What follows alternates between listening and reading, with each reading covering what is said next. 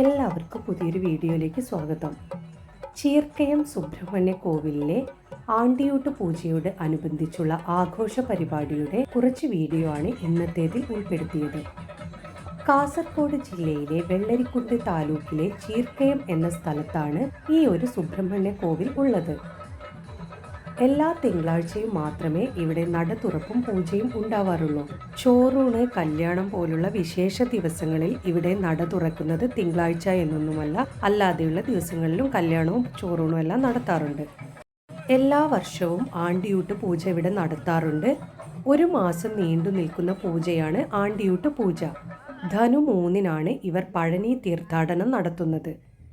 ആണ്ടിയൂട്ട് പൂജയെക്കുറിച്ചുള്ള കൂടുതൽ വിവരങ്ങളും കൂടുതൽ വീഡിയോയും കഴിഞ്ഞ വർഷം ഇട്ടിട്ടുണ്ടായിരുന്നു. അതിൻ്റെ ലിങ്ക് ഡിസ്ക്രിപ്ഷൻ ബോക്സിൽ കൊടുക്കാം. അതേപോലെ വീഡിയോ എൻഡ് സ്ക്രീനിലും കൊടുക്കാം. വളരെ ഭക്തി നിർഭരമായ കാഴ്ചയാണ് ആണ്ടിയൂട്ട് പൂജയുടെ ഓരോ ചടങ്ങുകൾ. വീണ്ടും ആ വീഡിയോയും അതേപോലെ വിവരണവും ഇതിൽ ആവർത്തിക്കണ്ടല്ലോ എന്ന് വിചാരിച്ചിട്ടാണ് പറയാത്തത്. ഇനി ആർക്കെങ്കിലും ആ വീഡിയോ കാണണമെന്നോ അതേപോലെ അതിനെക്കുറിച്ച് കൂടുതൽ വിവരങ്ങൾ അറിയണമെന്നോ താല്പര്യമുണ്ടെങ്കിൽ ഒന്ന് ഡിസ്ക്രിപ്ഷൻ ബോക്സിൽ പോയിട്ട് ലിങ്ക് നോക്കിയാൽ മതി. അല്ലെങ്കിൽ ഇതിൻ്റെ അവസാനം കൊടുക്കുന്ന ആ വീഡിയോ ഒന്ന് നോക്കിയാൽ മതി.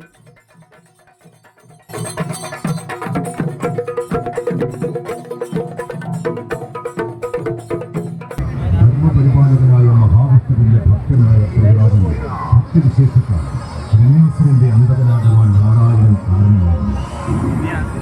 കുരുമ്പുടൻ തന്റെ സാന്നിധ്യമുണ്ടെന്ന് തോന്നിച്ചുകൊണ്ട് ശ്രീ മഹാവിഷ്ണു ജലസംഘരൂപനായി അവതരിക്കുന്നു.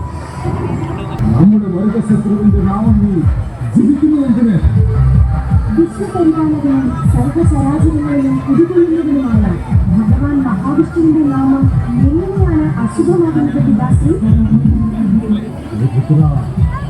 ആ മഹാവിഷ്ണുവും സർവപരിചരണങ്ങളും നമ്മുടെ ശക്തി പിതാശ്രീ, ഈ കുഞ്ഞിനും കുരുമ്പിനും സർവചരാചരങ്ങളിലും എന്റെ ദൈവം ഇരിക്കുന്നു.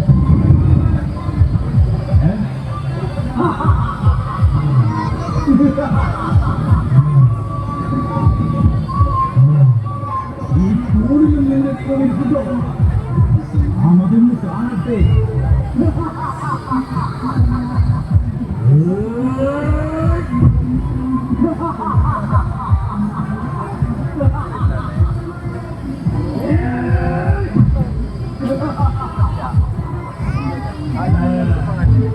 ഇതിലുണ്ടോ നിന്റെ ദൈവം? നിന്റെ ദൈവം ഇതുണ്ടോ?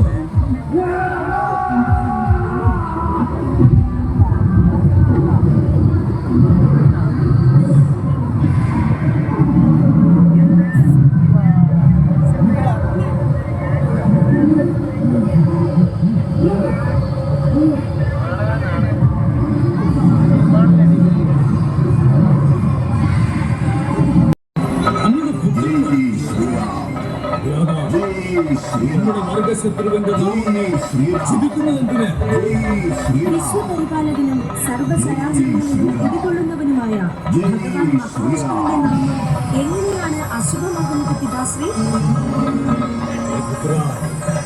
ആ മഹാവിഷ്ണുവിന് സകല പരിചരണവും നമ്മുടെ ശക്തിക്ക് മുന്നിൽ പരാജയം സംബന്ധിച്ച് ഭഗവാനത്തോടെ അടിമകളെ പോലെ കഴിയുന്നവരാണ്. ഭീരുക്കളുടെ തലവനെയാണ് ഒന്ന് ഭജിക്കുന്നത്. മുതൽ സമസ്ത ജീവജാലങ്ങളും ഓം ഹിരണ്യായ നമഃ എന്ന നാമം മാത്രമേ ഭജിക്കുവാൻ പാടുള്ളൂ. പിതാശ്രീ, ഈ അസുരവംശം തന്നെ ദൈവ സൃഷ്ടിയല്ലേ? പിന്നെ എങ്ങനെയാണ് അവരുടെ ത്രിലോകനാഥനാകുന്നത്? ഈ നമ്മുടെ പുത്രനാണ്, ഈ നമ്മുടെ അനുസരിക്കലാണ്. ഇല്ലാത്ത പക്ഷം പുത്രനാണെന്ന പരിഗണന പോലും ഉണ്ടായിരിക്കില്ല. അവിടുത്തെ വാക്കുകൾ തന്നെ ഈശ്വരനെ ഉണർത്തുന്നതാണ്. ജയ് ശ്രീറാം, ജയ് ശ്രീറാം, ജയ് ശ്രീറാം, ജയ് ശ്രീറാം, ജയ് ശ്രീറാം.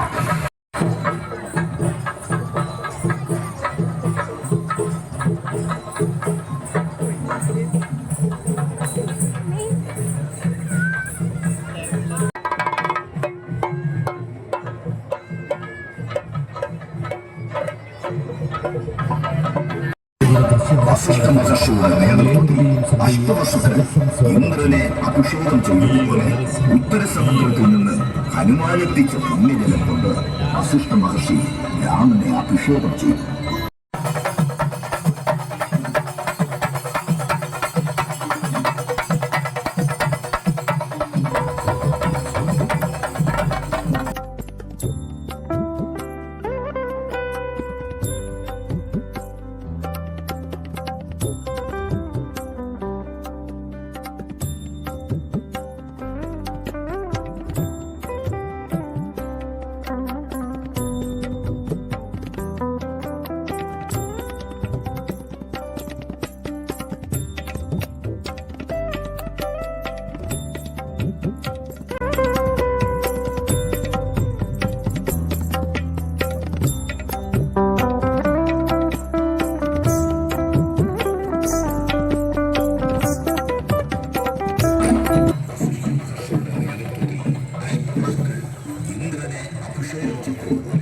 ഉത്തരസമുദ്രത്തിൽ നിന്ന് ഹനുമാനെത്തിച്ച പുണ്യജലം കൊണ്ട് വസിഷ്ഠ മഹർഷി